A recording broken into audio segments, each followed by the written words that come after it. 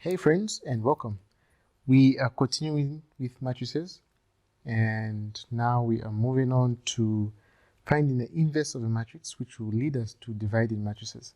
We've done a lot so far. We've looked at determinants, we've looked at multiplication of matrices, we've looked at addition, we've looked at so many things.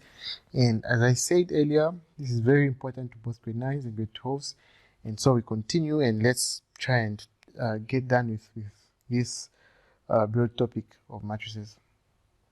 Okay, so in the last video we looked at finding the determinant of a matrix, and in this video we're going to look at finding the inverse of a matrix. Okay, so firstly, what do we mean by the inverse of matrix, or what is the inverse of certain value that you have? When you talk of inverse, you're simply talking of the opposite.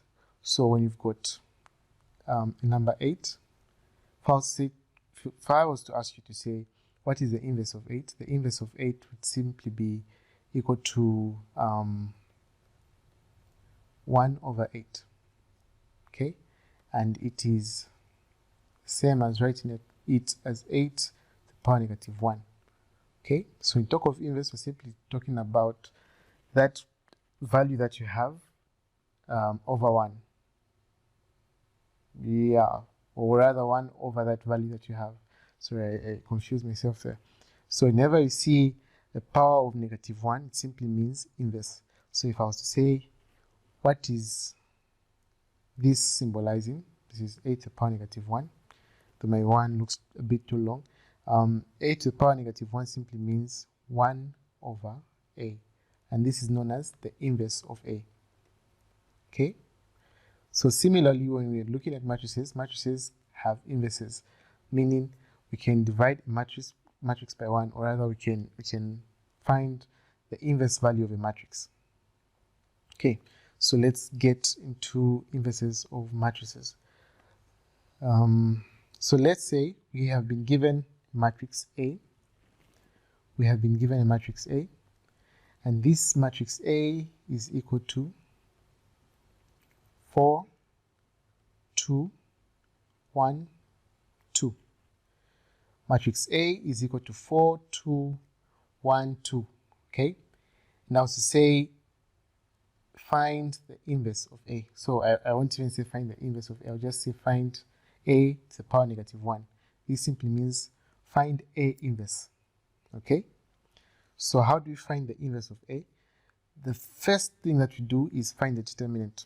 So you need to grasp the concept of determinants before you can move on to inverses. So if you haven't gotten it, I would advise you to go back and just make sure you are comfortable with finding determinants. So to find the determinant of A, as we learned in the previous tutorial, we say to find the determinant of A, we multiply the values in the major diagonal, and then we subtract the product of the minor diagonal from the product of the major diagonal. So we multiply the 4 by 2, then minus 1 by 2. So 4 multiplied by 2 minus 2 multiplied by 1. Okay, so I've got 4 multiplied by 2 gives you 8, minus 2 multiplied by 1 gives you a 2, and 8 minus 2 gives you 6. So the determinant of A is 6. Determinant of A, forgive my handwriting, but determinant of A is 6. Okay, so let me just write it there. Determinant is equal to 6, so that we can create more space here at the bottom.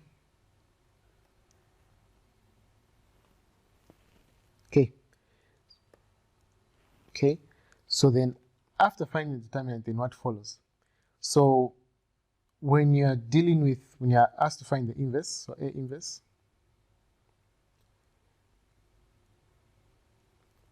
the inverse of a matrix is simply equal to, so let's say, okay, so let's put this example on hold.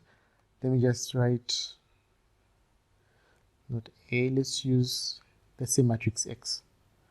Matrix X is equal to A B, C, and D.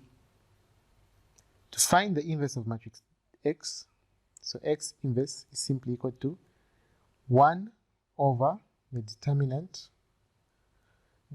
multiplied by matrix X, but then not matrix X as it is, but we swap the values in the major diagonal. This is the major diagonal. We swap these two values, so the D goes there and the A comes at the bottom.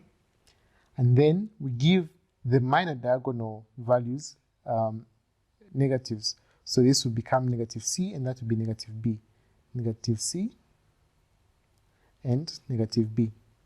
So that is how we express a matrix in its inverse form. Okay? So firstly, find the determinant, then swap the major diagonal values and give negative signs to the minor diagonal values. So let's get back to matrix A. So we found the determinant to be 6. So according to this, we say 1 over the determinant. So we're going to say 1 over 6 multiplied by major diagonal swap, so the 2 goes there, and the 4 comes to the bottom. Okay? Then minor diagonal negative, so negative 1, negative 2. Okay, so we are almost done. I wouldn't advise you to leave your answer in this form. I would advise you to simplify it to the simplest form that you can. So when you look at this, what is happening between this value here and this matrix that we have? When you go back to one of the first concepts that we learned on matrices, we said when you have a constant, scalar constant in that form, and you've got a matrix, you can multiply this by that. So you can multiply the 1 over 6 by this matrix that we have here. And if we're to multiply this by that, we'll multiply the 1 over 6 by every value in the matrix. So we're going to say 1 over 6 multiplied by 2, 1 over 6 multiplied by neg 2, 1 over 6 by neg 1, and 1 over 6 by 4. Okay? So we can get to that. So we can have our matrix here. So we're going to say 2 multiplied by 1 over 6, right? Then negative 2 multiplied by 1 over 6. Then we'll have negative 1 multiplied by 1 over 6. And lastly, 4 multiplied by 1 over 6.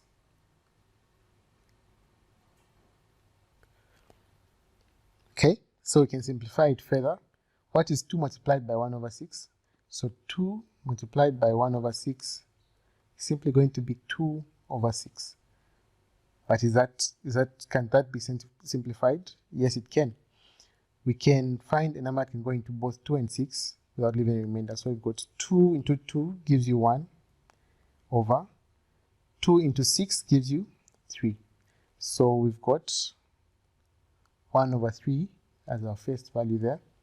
Then negative 2 multiplied by 1 over 6 is simply us giving this 2 a negative. So we're going to have negative 2 over 6. And therefore, this will be negative 1 over 3. So we've got negative 1 over 3. Then negative 1 multiplied by 1 over 6. Negative 1 multiplied by 1 over 6 is simply 1 over 6 with a negative sign. So we've got negative 1 over 6. Then 4 multiplied by 1 over 6. 4 multiplied by 1 over 6.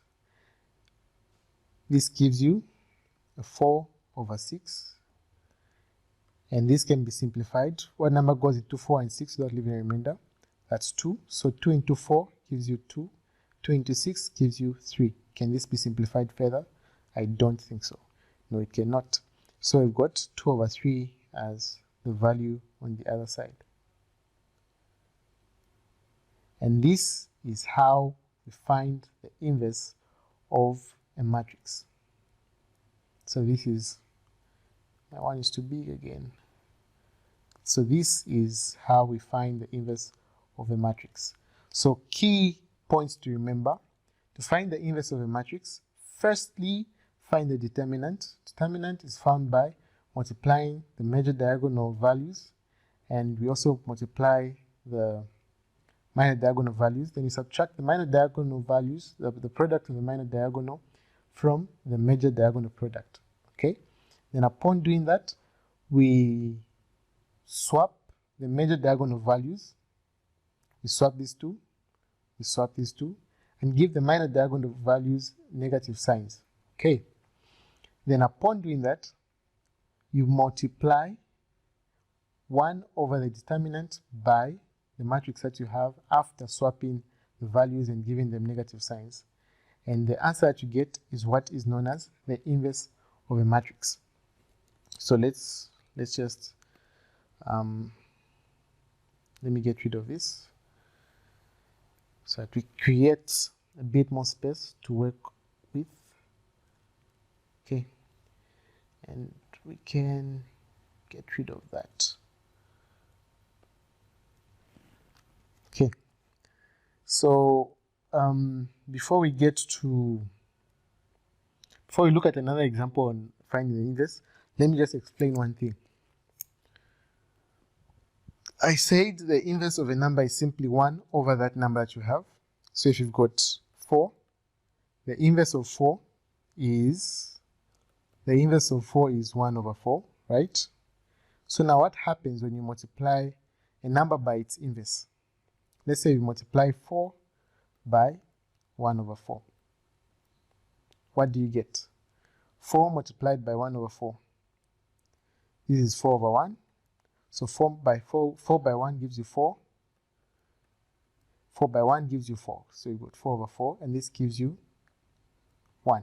4 into 4 is 1. So what if you had 8 and 8 inverse? 8 multiplied by 1 over 8.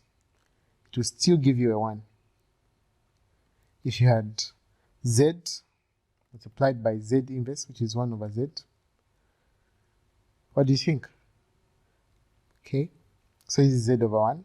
Z times 1 is z over z times 1 times z is z, which still gives you a 1.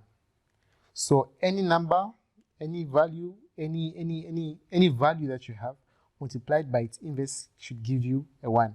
So if you were to multiply a matrix, any matrix that you have, by its inverse, you should be able to get a 1. And if you can remember, we talked of identity matrices, and we said identity matrices are like the ones of matrices. So an identity matrix, we say it should be a square matrix that has zeros and ones only, and the ones are arranged in some diagonal form, and the zeros are diagonal as well, not really diagonal, but then the ones should be diagonal like that. So this identity matrix is equivalent to a 1 in numbers, a simple one. So what am I trying to say? What I'm trying to say is, when you multiply a matrix by its inverse, you should be able to get a 1. What is a 1? A 1 is an identity matrix. So this matrix A multiplied by its inverse should give you an identity matrix, which is a 1, 0, 0, 1. Okay? So if you want, you can give it a try and just try to prove my theory or our theory or this law. So maybe if you have time, you can try multiplying A 4, 2, 1, 2 by A inverse, which is 1 over 3, negative 1 over 3, negative 1 over 6, 2 over 3, and try to check to see if you will be able to get an identity matrix. If you don't get an identity matrix, then you made a mistake somewhere, because I believe our answer is very, very correct. So let's just look at another example on finding the inverse. Finding the inverse of a matrix. So if you get the inverse of a matrix and you are able to prove by multiplying it with its original matrix, and you get an identity matrix, then you should be certain to say your answer is very, very much correct. But I'm not telling you to prove to always multiply by its original matrix in an exam to prove your answer, because that is quite time consuming. but it's just something that you should know, that any matrix multiplied by its inverse should give you an identity matrix. Okay, let's try another example. Matrix B is equal to 3, 4, 2, 1, and you are asked to find the inverse of B. You're asked to find B inverse. So I'd encourage you to pause the video and try working this one out on your own. Okay, so just to help you, just as a guide, let me put this matrix X equals A, B, C, D. So X inverse is equal to 1 over determinant, and we have D, A, C, and B. So these two swap, these two become negatives. Sorry, forgot the negative. Okay, so this should be a guide, so you can pause the video and just try working out the inverse of matrix B. And if we arrive at the same answer, then you are safe. If you don't, then you need more practice. But anyways, let's get into solving this one together. So how do we do it? So firstly, we find the determinant of B. So the determinant of B is equal to major diagonal product minus minor diagonal product. So what's our major diagonal? 4 and 3. So 3 multiplied by 4 minus minor diagonal 2, 1. So 2 multiplied by 1. Okay, what is our determinant? We've got 3, 4, which is 12, minus 2 times 1 gives you 2. So our determinant there is 10. That's our determinant. To find B inverse, we say 1 over the determinant, and we swap those values that we have. We've got 3, sorry, so if we are to swap the major diagonal, what we're going to have then is 4 there and 3 there, and this one becomes a negative 1 and this one negative 2. Okay, so let's get rid of this word determinant and actually put in the determinant that we found, which is 10. So we're going to have 10 there, 1 over 10. So 1 over 10 multiplied by all the values that we have in there, which is giving us 4 over 10, negative 1 over 10, negative 2 over 10, there's a 2 over 10, and 3 over 10. Let's simplify this. 4, 10, what do we have a number that can go into 4 and 10 without leaving a remainder? Yes, and that number is 2. So 2 into 4 gives you a 2, and 2 into 10 gives you a 5. Gives you a 5. Then negative 1 and 10, nothing, so it still remains as negative 1 over 10. Then we've got negative 2 over 10. We've got 2 that can go into 10, so we've got negative 1 over 10. And 3 over 10, we've got no number that can go into 3 and 10, so it still remains as 3 over 10. Okay, let me just write the answer here. So the inverse of B is equal to 2 over 5 and negative 1 over 10 and negative 1 over 10 and 3 over 10. So if you found this, then we are safe. Okay, so try working out more inverse questions and try seeing if you've grasped the concept of inverse of matrices. So let's move on to the last part in this interesting topic of matrices. Let's move on to the last part of matrices, And in the last part, what we're going to look at is simply division of matrices.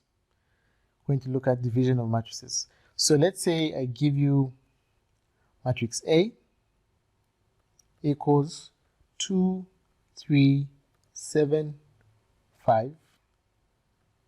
Okay? In matrix B equal to 5, 2, 3, 5. And I ask you to say what is the value of A divided by B.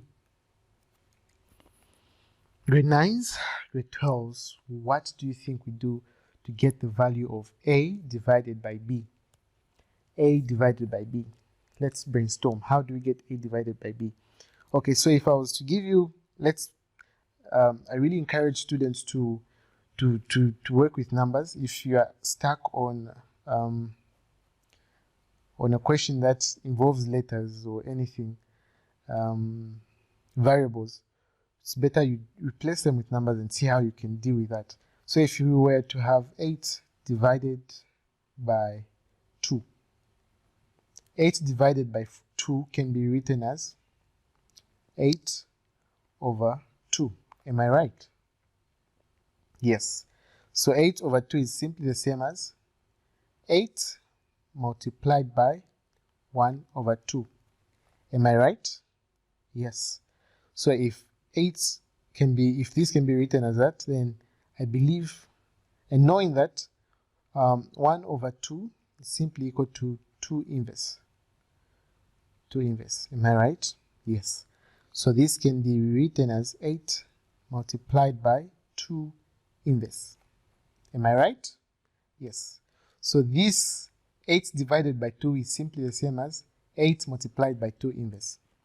So similarly, when we're dealing with matrices, when you're asked to divide a matrix, this is simply the same as A multiplied by B inverse. So how do you go about that? Firstly, we find the inverse of matrix B, and then we multiply that inverse by matrix A. A multiplied by inverse of B will give you A divided by B. Okay? So this is something that you just need to know. I haven't seen a question asking you to divide matrices, but I just want you to get that understanding. See, it's really important that you get to know how you can manipulate mathematical equations, mathematical expressions in a way that is easier for you. So if ever you come across a question that's asking you to divide matrices, all you have to remember is division of matrices is based on the concept of inverses or inverse of matrix. So if you can find the inverse of a matrix, then you can divide matrices. I believe this is where we call it a day in our long endeavor to understand matrices, and I believe this is where we can end with our matrices. But before we come to the very end of this series, in the next video we'll look at examination questions, both grade 9 and grade 12, and see how they are brought, see how they are prepared, see how we can manipulate them to our advantage based on the knowledge that we've acquired in this series of videos on matrices. If you haven't understood anything, I would advise you to go back to the videos, see and watch and try to do the questions on your own. In the next video, we'll look at examination questions. Thank you very much, grade 9s. Thank you very much, grade 12s, and see you in the next video.